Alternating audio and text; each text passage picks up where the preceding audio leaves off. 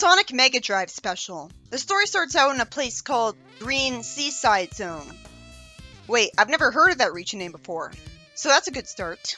But isn't that just Seaside Hill with a different name? Sonic asks Tails, who's trapped in the giant claw of a giant crab meat, again, why he's here. And then tells him that he can tell him as soon as he trashes this robot. And Tails immediately has no faith in him, telling him to wait. He shouldn't expect Sonic to listen to him. So if he has a really good reason for why he's saying this, he should obviously say it instead. Just like in Sonic the Comic, Spin Dashiana just hurt Sonic. And we see him lose rings. Which is good because it explains why they didn't kill him. Because the rings were protecting him. Though it's inconsistent that only now do we see the rings get lost. Most of the time in the series, you don't see the characters lose rings from slapstick. Tails says that its armor's too strong. But he's smart enough to realize that it makes it really heavy. So he tells Sonic to let it take a swing at him and then get in close to hit its eyes. I wish I knew when this story took place. I started out detached right away because of that. Maybe it wouldn't be so bad if it took place after the Unleashed arc, showing us what happened after it. And then Sonic references a dated meme, reminding me that this is by an unprofessional writer. That line is going to be embarrassingly dated later. Isn't that meme already dated? Oh, I know I'd find something stupid eventually. Why has the killer robot just been politely standing there doing nothing the whole time that Tails was telling Sonic how to destroy it? Wouldn't it make more sense if Sonic was having to dodge attacks the whole time? I also have to wonder why it decided to keep Tails alive instead of immediately crushing him to death. There's no explanation for it here. This was also a plot hole when Tails was kidnapped in the comics version of Sonic 2 8-bit story. He would have been either killed, or kidnapped to be put into a badnik specifically. At least Sonic destroyed the robot quickly to get it over with faster, because it was a foregone conclusion that he'd win without getting hurt. Tails finally explains that he's here because he heard a rumor that Eggman was searching the East Watch Islands for ancient gears to run his new super weapon. Why were those gears made? Why aren't they being used by people already? Couldn't Eggman just make his own gears and it'd be much less trouble? Right away, this is a lazy, easy, uncreative premise because it's using the MacGuffin idea, the easiest way to structure a story. Although I was impressed that he was making up new, ancient gears and using brand new islands. But I had to look past that because at the end of the day, these are just names. Words. The islands don't seem any different from Westside Island or any other random green Sonic level so far. And any writer could put islands in a story with a new name. I could do that. The islands even have the name of a direction in it again. East. Which is an easy thing to jump to after South Island and Westside Island. But at least it has the word watch in it as well. I'm just thinking that it's so convenient for Eggman that these ancient gears are even a thing just to have a story about this. I'm looking for Chaos Emeralds would keep it simple. But I guess the reason they aren't being used is that at this point in time, the heroes have nearly all of them. Or all of them if this takes place after the reboot Sonic 2 story. And the ancient gears can't be used to go super. So they're just lame versions of the emeralds. Tails asks how Sonic successfully guessed that Eggman's using animals to power badniks again. Really? It's only been, what, the 4th time? I don't know. Well, I'm impressed that this isn't just a Sonic 1 adaptation. Or Sonic 3, which is what I was assuming it'd be. Immediately, Sonic sees Eggman happily talking to the ancient gear and says, "Get a room, you two." Eggman's pretty lucky that Sonic's opposed to killing, because he'd have killed him immediately with a spin dash otherwise. He could at least knock him out. And he probably thinks he can't spin dash at him without killing or injuring him in a way Tails shouldn't see. Sonic probably thought that the ancient gear was so hard that he'd get hurt if he simply spin dashed at it to send it away from Eggman. Maybe he's out of rings at this point. Still, you'd think he'd have experimented and researched enough by now to control speed enough so that he could hit him at such a speed that he knocks him out, but not so fast that it kills him. Like, he could punch him. Eggman says that his latest engine of destruction is the Mega Drive, which means that there's a good in-universe reason for the title of the story.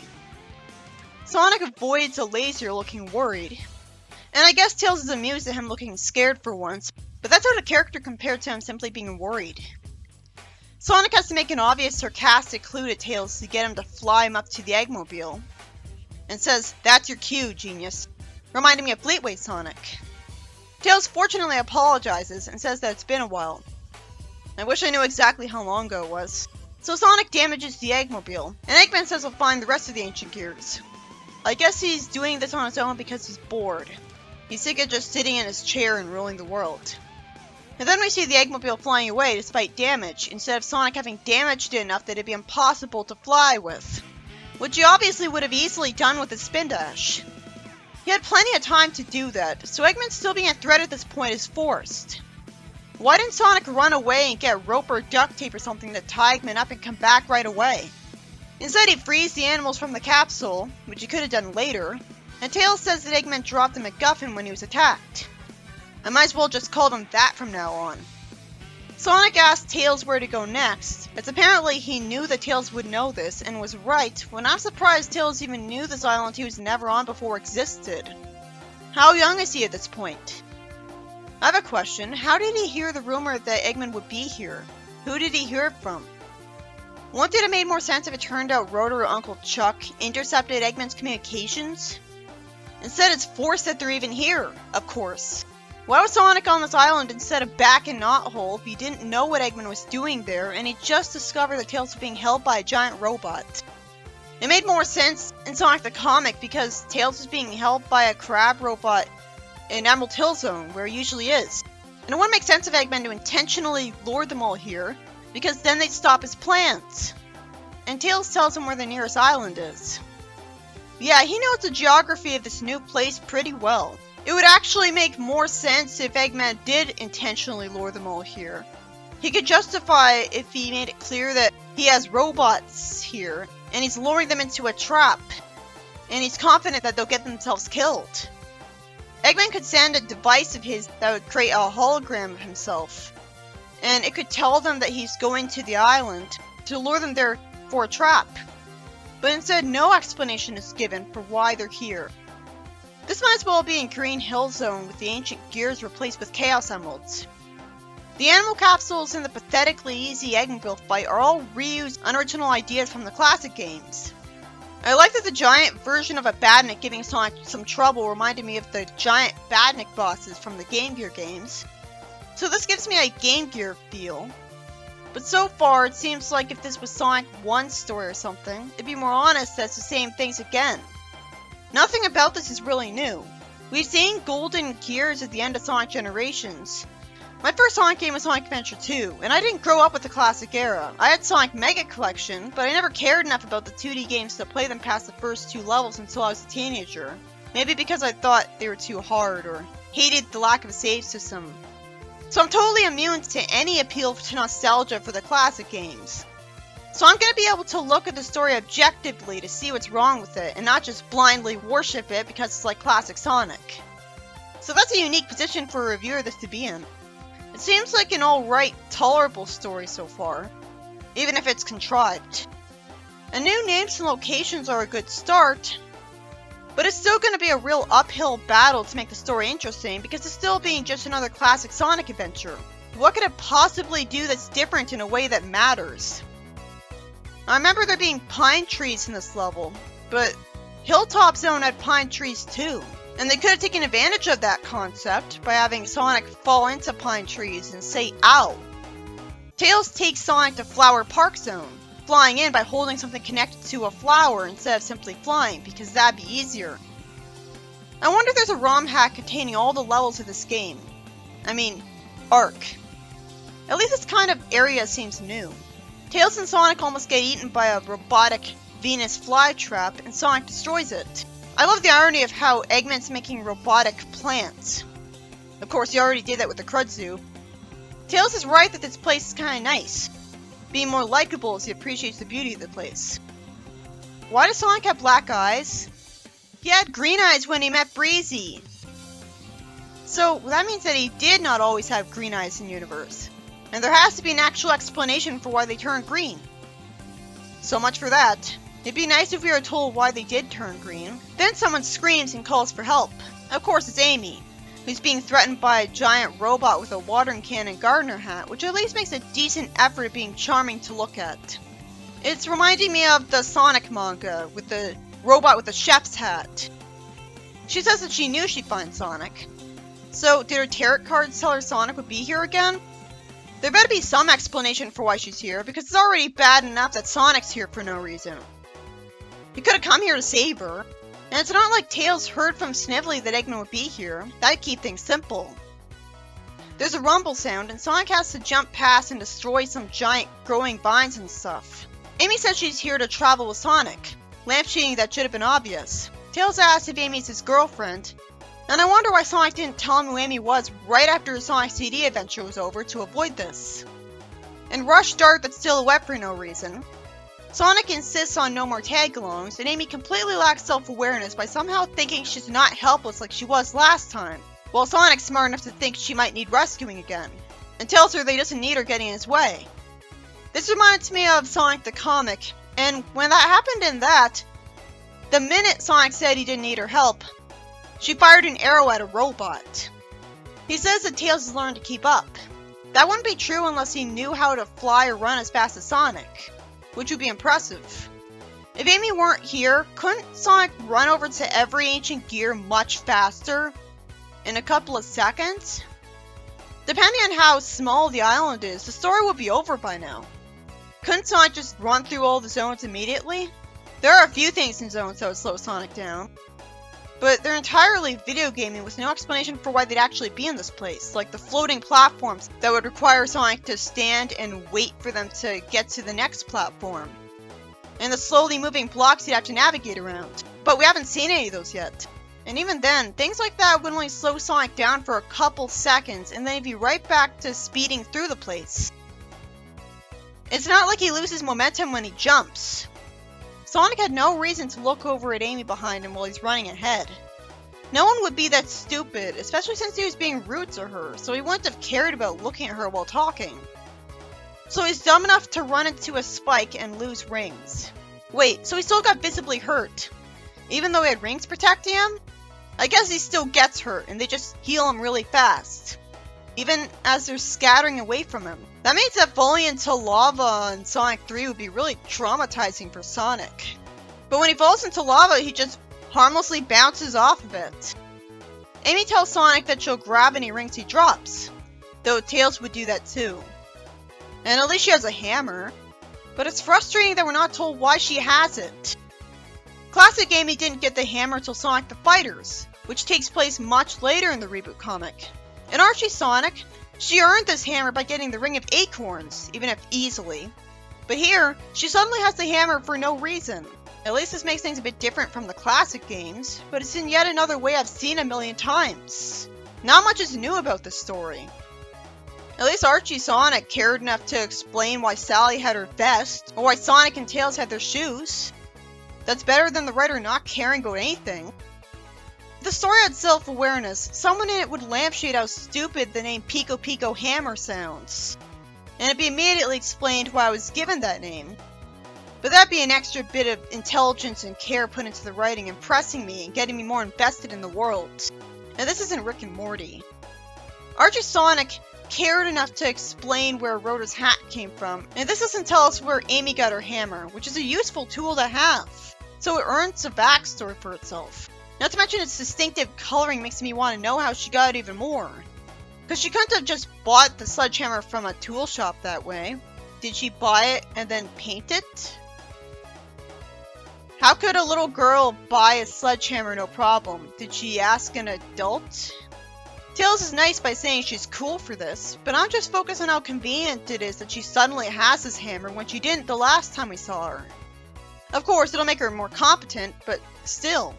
I'd actually rather see her have a bow.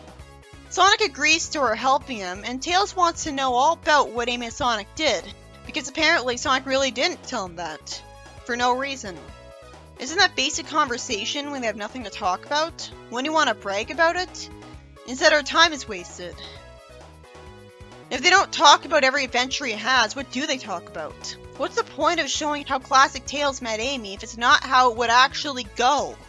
It's not like this takes place literally right after Sonic CD with no time in between it, right? Eggman threatens to capture all of them with an interesting looking mech all of a sudden. He should realize it'd be safer to just focus on trying to kill them instead of capture them, which would require him to hold back to keep him alive. And again, he's not saying that he wants to capture them to put them to badniks. At least it's realistic that Sonic was startled. Tails is compassionate, asking Sonic if he's okay, and somehow they're able to say all this waste of time dialogue instead of Eggman attacking them. Eggman has a pretty dark line, even here, threatening to cut them all up like a bush. Tails spin dashes at it, and all the heroes defeat it, attacking one at a time. So the so-called boss fight dies in 3 measly hits. The previous ones didn't fare much better, and it's not guaranteed to be boring if each boss fight takes 8 hits because the heroes could get hurt during the fight, making things more tense. And you'd think he'd have them built out of much tougher materials than that. Eggman takes off from the damaged mech in another Eggmobile, which hovers in the air magically as usual. I guess he always powered them with Chaos Drives. At least it's a bit more interesting that it's Amy hitting the animal capsule instead of Sonic. But there really isn't very much room for variety in what's happening in a story that's trying to be like a classic Sonic game, when most of the 2D classic Sonic games are basically the same. Oh, it's nice of Amy to be nice to the small animals, more than Sonic would. I mean, like all the Game Gear games have animal capsules too. I'm sure they all have a green level. Then they go to Cascade Temple Zone, which is ripping off the slide from Labyrinth Zone. Well, so much for the story being original. They shouldn't have even had this area in the story. It was already bad enough that the first area was just yet another green place with trees. This is the kind of story that can get boring very easily. So it needed to have every single new area be unique and captivating. And ripping off Labyrinth Zone makes me want to skip ahead in the story, which is just cluelessly boring. I see Amy floating in a bubble, but I've already seen Sonic in a bubble in Sonic 2 8-bit, and Sonic Triple Trouble, and Sonic Mania. And there's no explanation for how this is actually possible. So there's references, and sometimes references can be good, but not when they're always used in place of actually original, creative ideas. You shouldn't have a reference be an entire plot. It always took me out of it that instead of simply being told the name of the new area they go to by Tails, he's interrupted and we see a zone title in the next panel with none of the characters talking. It's a comic, not a video game, so this is a bit immersion breaking, especially because it comes with a time skip instead of naturally transitioning to this panel from the previous one. I guess what Sonic's doing here is interesting, but it just looks like the thing he's hanging onto shouldn't be able to support his weight. Like the thing that's riding on looks too flimsy because it's too thin. So at least reality ensues because it does break. It sure is convenient that someone thought to make this thing for an ancient temple. Tails falls onto the hard stone floor and Sonic uncharacteristically isn't concerned about him at all, after he called him little bro and thanked him in the Sonic 2 story. And we don't see Tails lose rings, so it's not explained that he knows he has rings protecting him. Instead, Sonic just says he's glad he caught up, and he wants Tails to fly into the far side of the ruins. Tails defends Sonic, saying that it's too far for him to fly when carrying Sonic's weight, because apparently Flynn forgot that Tails could fly Amy all the way from the egg carrier to Station Square in SA1. So that weight limit thing isn't actually canon, it's just a game mechanic. But yeah, it is interesting to me that Sonic's being self-conscious about his weight for once, and actually saying so, unlike in Sonic Generations. I guess it's a reference to the fact that classic Sonic is chubbier, but he's barely chubbier. He's not fat enough that this makes sense. I mean, it's trying to be realistic, but if it was being realistic, Tails wouldn't be able to fly while carrying his weight at all, let alone fly a little bit. And not to mention he wouldn't be able to fly, period. I guess his tails don't actually have any bones in them. That's why he's able to fly without them getting tangled and breaking off. Amy tells Sonic to get into one of the bubbles because she thinks they're amazing, being optimistic like that. Sonic says that bubbles don't complain, and Tails actually addresses the fact that chili dogs will make someone gain a bit of weight. So why did he lose the weight to become modern Sonic? Well, I guess it's the same reason he got green eyes. Too much chaos energy. But you'd think that he'd gained back the weight. Then Sonic's naturally bored by how the bubbles move too slow. Tails hopes they're going to get better lighting because they're in the dark. That's not original either. That happened in Sonic 4 Episode 1, in Lost Labyrinth Zone. References aren't exciting, they're boring. And I guess the other bubbles were popped by the ceiling. Like, you think it would just be nothing but water. Like, is it a force field protecting him from the water? I guess the bubbles able to support their weight are made because there's an excess of chaos energy making the place magical. And that's just a specific magical spell that they have.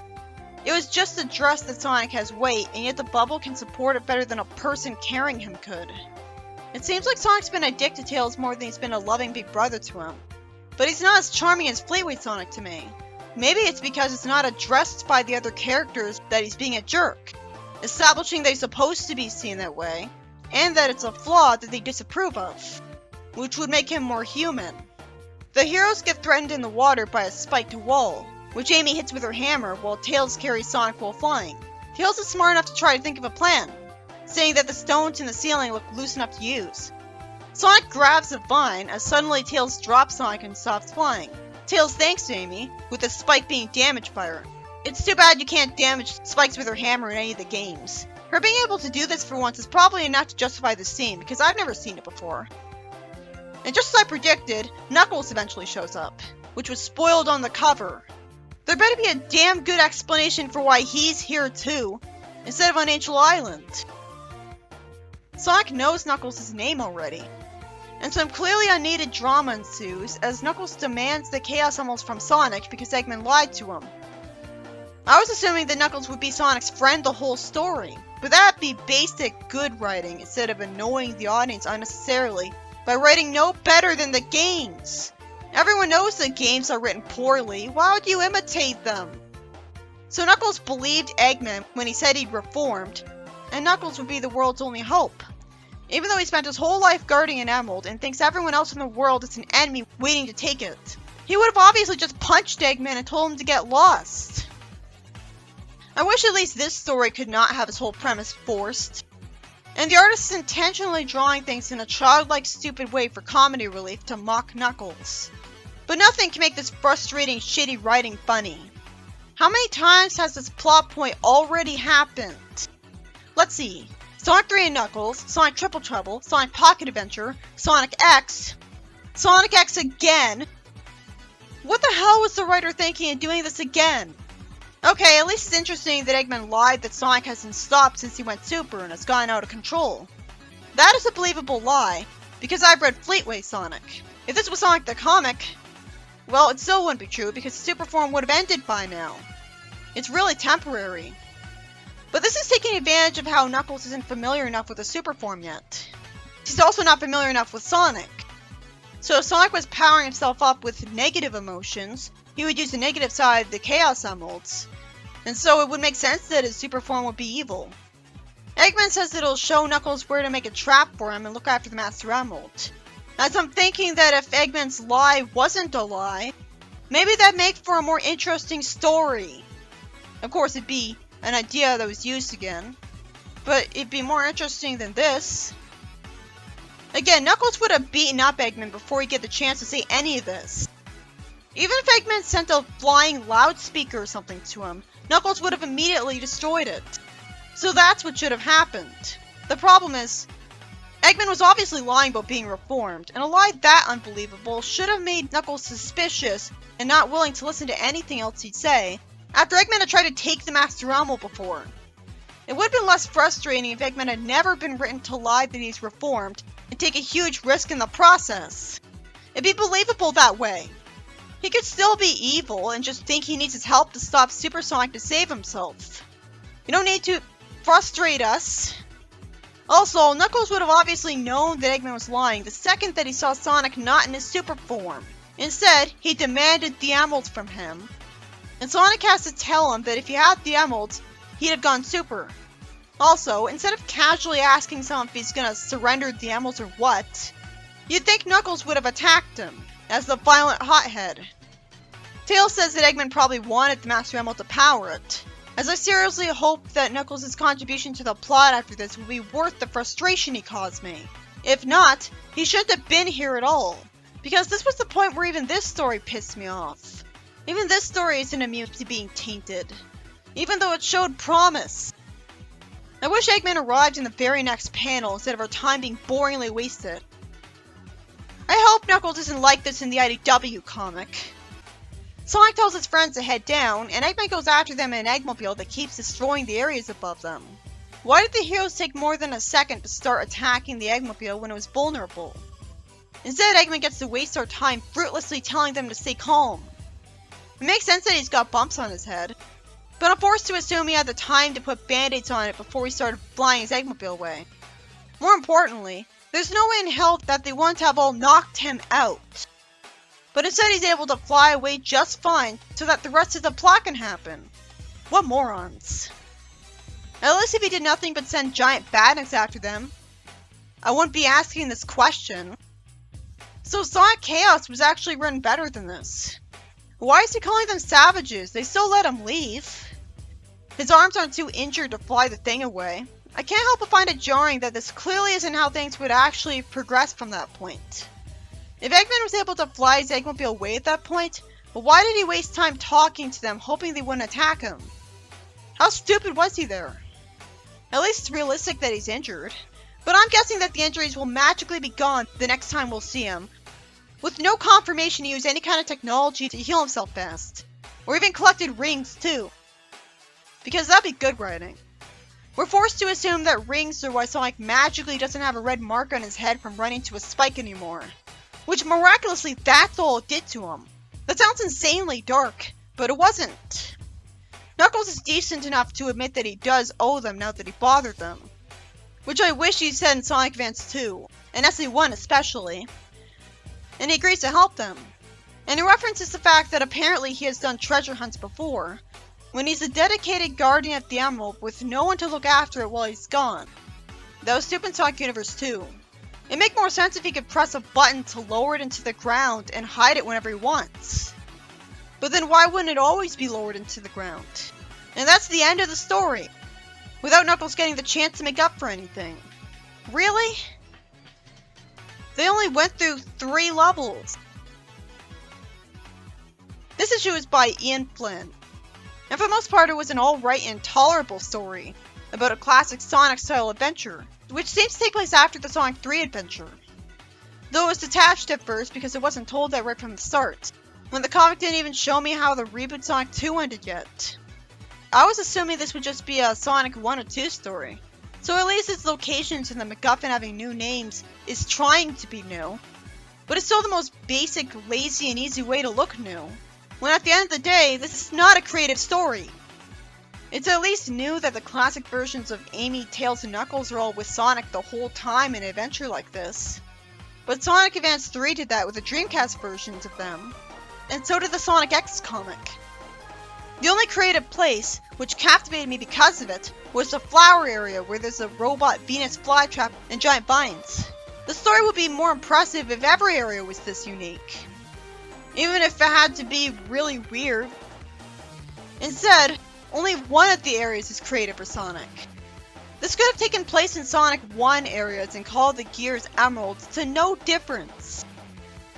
I was just thinking that it sure is convenient that these gears are able to power a destructive engine and were able to be made in ancient times and aren't currently being used by anyone else. The whole story never would have happened. It's not properly explained how Tails could have heard a rumor that Eggman was coming over here. It would have made sense if instead, Rotor intercepted communications from Eggman to Snively about it, and Sonic just happened to be on the island he's never been to before and comes across Tails, who's kidnapped again, when he needed to be told about Eggman's plan. Why wasn't he a knothole instead? Why did the giant robot not crush Tails to death, logically, instead of mercifully keeping him alive and even letting him tell Sonic how to destroy it without attacking Sonic? It just stood there and did nothing. It's just another classic Sonic story. I've seen Tails get kidnapped by a crab robot before, in Sonic the comic, where it was less boring because it talked. The story was worth it because of that flower area though. But I got mad at the story when Knuckles showed up and hated Sonic because he was tricked by Eggman.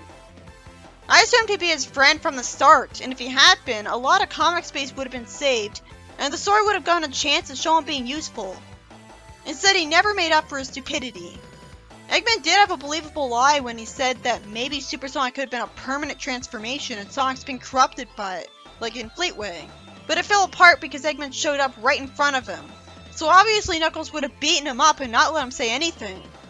Well, I guess he could have told him about it after he beat him up, since he's merciful enough not to kill people. And he was dumb enough to say the obvious lie that he reformed. And Knuckles believed him after he had stolen his ammo before. This is just such an overdone joke, and I don't see how something that frustrating can be funny. If this was a good writer, he wouldn't have continued the flanderization and humiliation of Knuckles' character, when even the games have learned their lesson from this, because Knuckles hasn't been tricked by Eggman like that in forever. So all Knuckles did was frustrate me. Why didn't he immediately know that Eggman had lied to him when he saw that Sonic wasn't super? You don't want to have the story have you frustrated by the end, because it makes it harder to be happy about the rest of it. I guess most of the story was good. It's just hard to forgive it for being thoroughly uncreative, and therefore redundant as a story, and for Knuckles being stupid, when he wasn't really that dumb in the reboot yet. What's the point? What's the point of having a copy of Labyrinth Zone here? I was so disappointed at seeing this place after the previous area. It's like they ran out of ideas already. Weren't there enough characters here with Tails and Amy? I guess it'd be silly to have levels with giant Kleenex boxes and televisions and water bottles and stuff, and people would be snarky about him looking at stuff on his desk and basing levels on that. Like, that'd be kinda lazy too, but it'd be more interesting than this, because it's something that we've never seen before. It'd take a second to come up with something more interesting than this.